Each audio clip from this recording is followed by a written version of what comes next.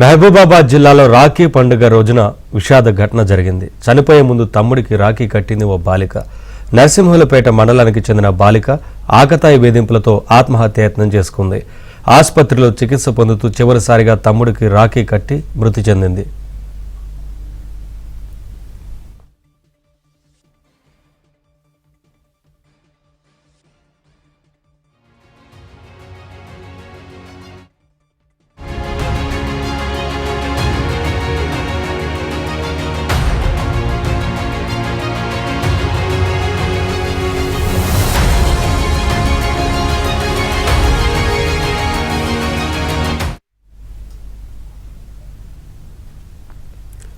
Updates మా ప్రతినిధి నవీన్ అందిస్తారు.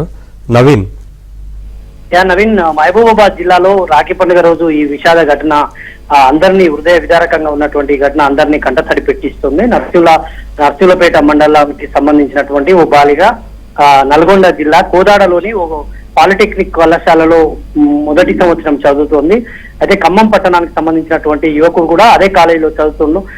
ప్రేమ పేరుతో ఈ అమ్మాయిని లైంగికంగా నిత్యం వేధిస్తుండడంతో వాడి వేధింపులు భరించలేక, ఆకతాయి వేధింపులు భరించలేక ఆ యువతి గడ్డి మందు తాగి ఆత్మహత్యాయత్నం చేసింది. ఈ ఘటన గురువారం జరిగింది. అయితే వెంటనే ఆమెను మహబూబాబాద్ ఆసుపత్రికి తరలించి చికిత్స అందిస్తా ఉన్నారు. ఈ క్రమంలోనే తను గడ్డి మందు సేవించడం వల్ల ప్రమాదం ఉందని వైద్యులు కుటుంబ సభ్యులకు చెప్పడంతో అది తెలుసుకున్నటువంటి ఆ యువతి తాను రాఖీ పండుగ వరకు ఉంటాను ఉండను అనేటువంటి ఒక ఆందోళనతోటి ముందే తన సోదరులను ఇద్దరిని కూడా తన పెదనాన్న కొడుకు, తన సొంత సోదరుని కూడా ఇద్దరిని కూడా తన వద్దకు పిలిపించుకొని అంటే నిన్ననే ఆ యువకులు అంటే ఇవాళ వరకు బతుకుంటానో లేదో అనేసి ఆ ఇద్దరు యువకులు కూడా రాఖీ కట్టి వాళ్ళ ఇద్దరిని హత్తుకుంది. హృదయానికి కూడా హత్తుకున్నటువంటి ఒక దృశ్యాలను మనం చూస్తా ఉన్నాం.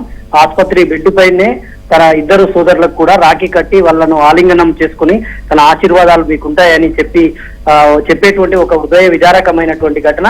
ఆ యువతి రాఖీ కట్టిన కొద్ది క్షణాల్లోనే చనిపోయింది. నిన్న 3 గంటల ప్రాంతంలోనే యువతి చనిపోయింది. వాళ్ళ రాఖీ పండుగ రోజు ఇద్దరుకు ఆ యువతి లేదు అని తన సోదరులు రాఖీ కట్టిన ఆ సోదరులు ఇద్దరు కూడా కన్నీరు మున్నీరవుతున్నారు.